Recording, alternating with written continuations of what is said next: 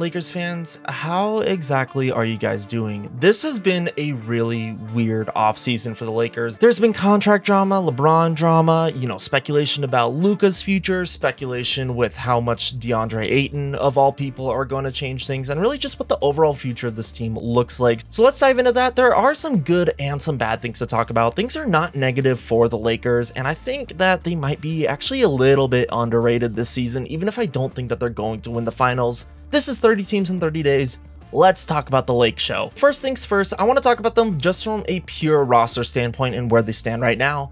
I actually like this Lakers roster. I do think it is a little top heavy, but I actually still think that it's a good roster. Luka Doncic, as we know, can carry a team farther than they are probably expected to, and we didn't really see a full strength Luka last year. Yes, losing to the Timberwolves was definitely disappointing, but we have to remember, Luka Doncic was definitely injured for the playoffs, and for a decent amount of the season, he just wasn't himself, and he wasn't as good as he could have been. And the second thing to also note is, I don't think ever in NBA history, at least not in recent NBA history, has such a major player been traded and then immediately goes on to win a championship. It always takes a year or two for them to gel into the system, for them to get the right supporting pieces, and for them to really be able to compete. Luka Doncic only played 28 regular season games with the Lakers. That is not enough time to truly get them to the championship level that I think that they are capable of. And at least from the offseason stuff that we've seen so far, Luka Doncic looks way better in shape. I think he's better acclimated to the team, better acclimated to the fans, better acclimated with the roster. I think we're going to be seeing a better version of Luka in this upcoming season. And I just really hope he's just skinnier and in better shape, because that is a prime, healthier Luka. Then going on with him, LeBron James, of course. I'll talk more about his contract stuff in a second. We're acting like LeBron James is not still a top 15 player. Like, there's a reason Victor Wembanyama called him one of the most underrated players in the league. At this age, he is still a 25-5-5 guy who plays okay defense sometimes. His exact role in the offense, in the defense, and in the organization should be discussed, because it isn't what it once was.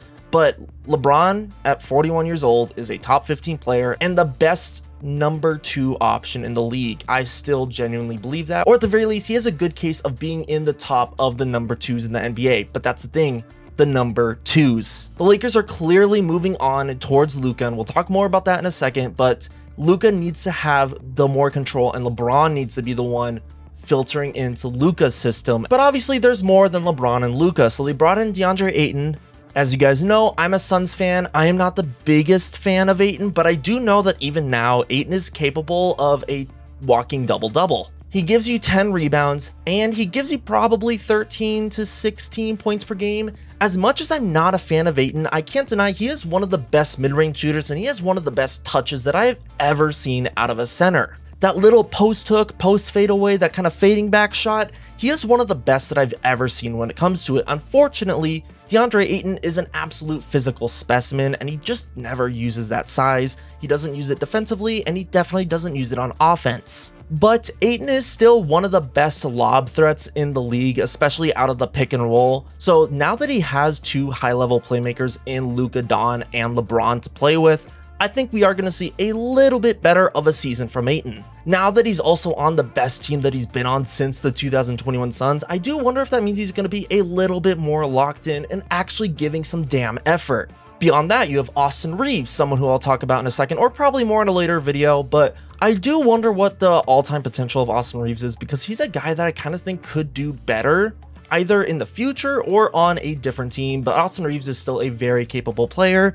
And then beyond that, the Lakers' depth is okay. Like, they signed Marcus Smart. I think overall that's a good signing. Smart has become a better 3-point shooter. He's still a great defender, and I think Smart and Luka go along with each other really well as they cover in each other's weaknesses. However, Marcus Smart is also kind of a weird player. He takes way too many shot attempts that he just shoots the ball more than he should. He definitely isn't that capable on offense, but he still has a higher usage rate than I would want. There's a kind of a running joke that in the clutch, the ball always ends up in Marcus Smart's hands, which is kind of true. Like, he just shouldn't really be involved as an offensive option too consistently, but my worry is that he'll end up doing more than what he probably should. And then there's just some other guys who I think are still solid role players who can kind of fit in well.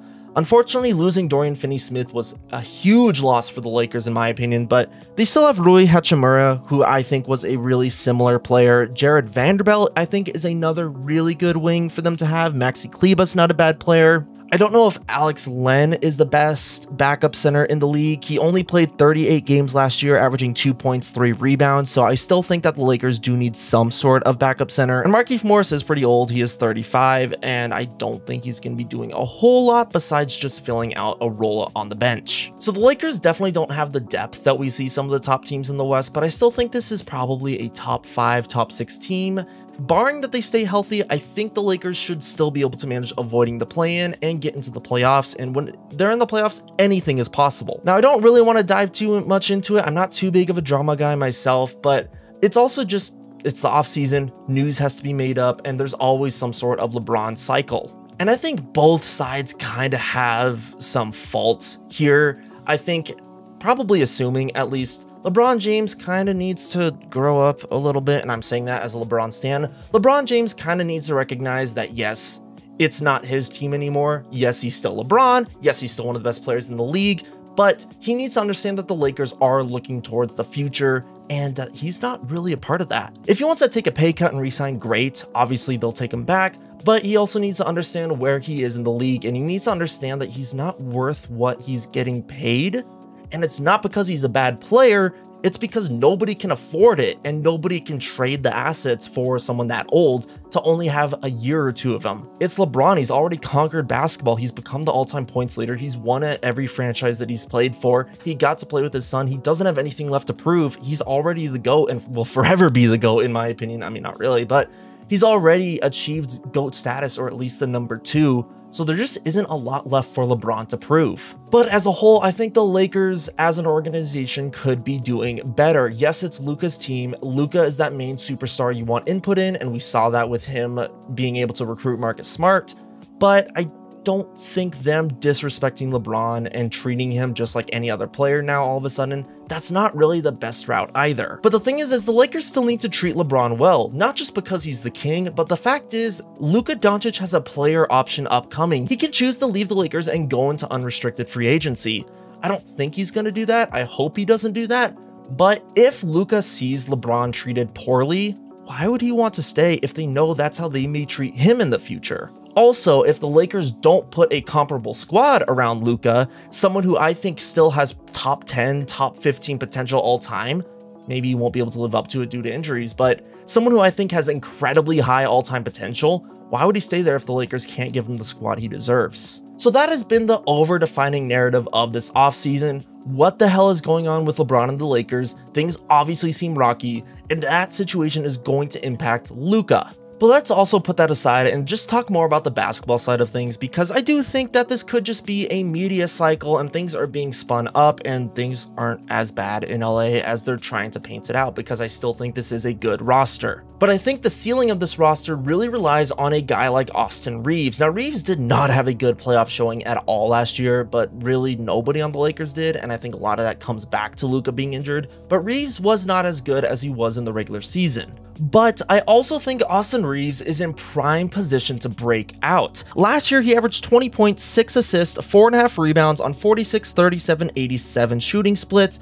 with a PER of 18. This is also going to be only his 5th year in the NBA. I don't think he has crazy potential because he is going to be 27, but I do think that there is still more of Austin Reaves to be tapped into. Is that going to be in LA is the question, because yes, Reaves could be a building block for the future to go alongside Luka Doncic, but I also think that Reaves and Luka are a little bit redundant given their play styles, albeit Reaves is a little bit more of an off-the-ball player compared to Luka. But one measurement I'm going to be looking for in Reaves is how can he develop as a playmaker. The Lakers don't really have a backup point guard at the moment. Yes, they signed Marcus Smart, but I've never considered Smart much of a point guard, although he has kind of improved as a playmaker as his career has gone on. Now, Reaves did average 6 assists, so I do think that there is some potential, but I do want to see if Reaves is capable of being the #1 guy on the court working with the bench. I did have a friend tell me, and I don't disagree with this, that Reaves could be a James Harden in Oklahoma City kind of situation. I don't fully agree agree with that, but I don't fully disagree with it either.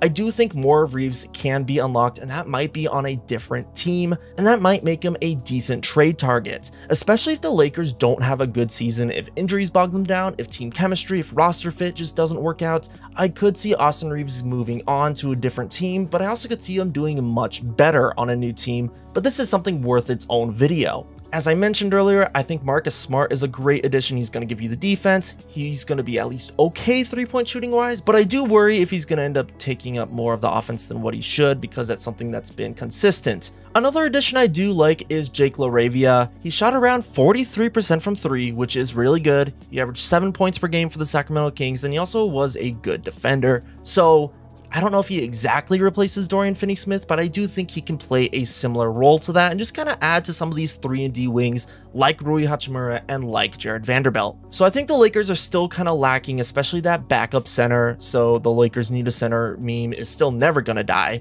They have good wings, both starting and backing up. And I think with the star level players of LeBron and Luka, barring that they stay healthy, of course, this is a playoff team. This is at least probably top 5-6 team, as I mentioned. This is a team that I kind of don't want to face in the playoffs if they really get things going together. One thing though is I still think that they lack playmaking off of the bench, and we're going to have to see how much Luka can play. We're going to have to see if JJ Redick does a good job in kind of spreading out Luka, LeBron, and Reeves, because there's no reason why one of these guys shouldn't be on the court the entire time. But one guy worth mentioning, and yes, it's crazy to think he's worth mentioning, Bronny James is having a really good offseason. I'm sorry to say it. I know there are haters out there that call it glaze, but Bronny James is the best 55th overall pick of all time already. But that's also because there isn't really a lot of good 55 overall picks. But Bronny James is having a really good offseason. He's done really well in the summer league. I think he's developing as a playmaker. He's coming into his own body. He seems more athletic. He seems stronger. He had a great time in the G League. And I think his jump shot is starting to develop a little bit more. And of course, we all know he's a good defender, incredibly strong. We saw that clip of him versus Cooper Flagg. Bronny is also going to be only 21. He's shown a lot of potential. I mean, potential for someone drafted his age. I don't think he's a superstar. I don't think he's an all-star, but I think he does have that role player or even solid starter or maybe occasional starter capability.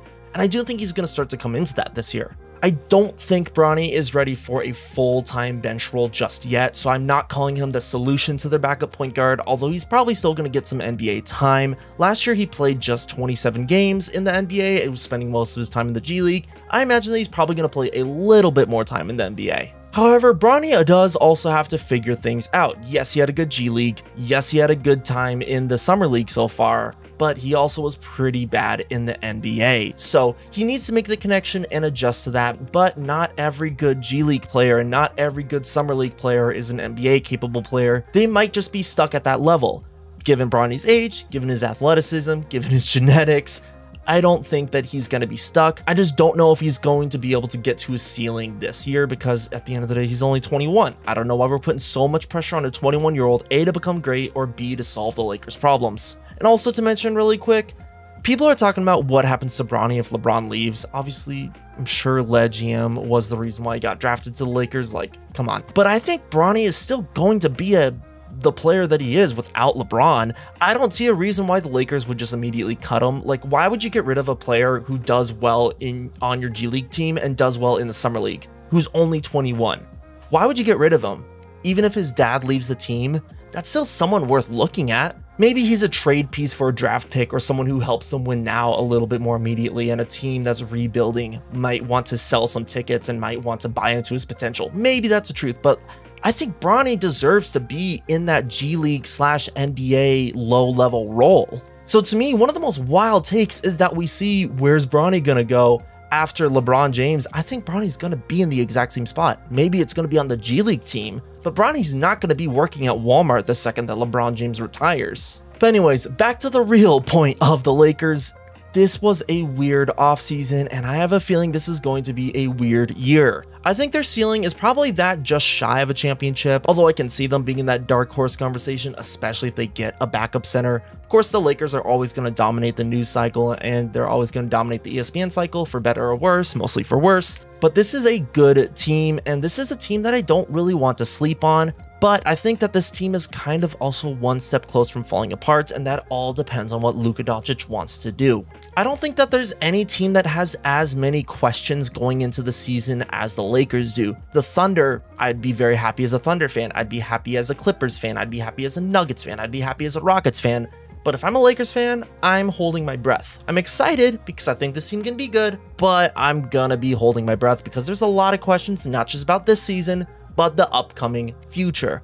But all we can do is wait, because we can still end up seeing a lineup of DeAndre Ayton, either like Jared Vanderbilt or Rui Hachimura, LeBron James, Austin Reeves, Luka Doncic with like a rotational Marcus Smart. That is still a good NBA lineup. So watch out for the Lakers. I mean, they're definitely going to be in the news, but watch out for them on the court as well, because they're still going to be a good NBA team this year. This has been 30 teams in 30 days. If you like the video, you know what to do, and I will catch you all next time.